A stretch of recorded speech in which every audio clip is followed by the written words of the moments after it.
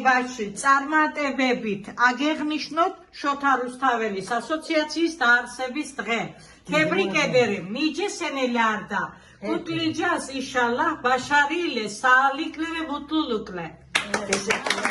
მოგასწრებია 2017-ში დავაფუძნეთ ქალბატონი სალომე და მეგობრებთან ერთად შოთა რუსთაველის სახელობის კულტურის ცენტრი სტამბოლში.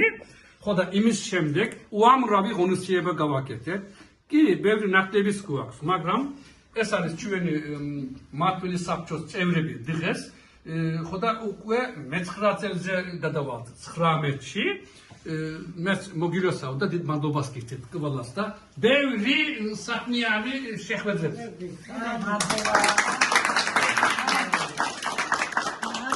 Daha başarılı, daha kültürel faaliyetlerde hep beraber olmak üzere 8. yılı doldurduğumuz için herkesi kutluyorum. 18'de 28'de de beraberiz inşallah. Hep beraber. Nice senelere, nice senelere. Nice yıllara.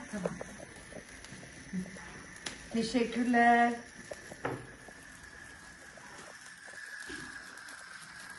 Çok da sen az rahatsın. Siktir ya sakın.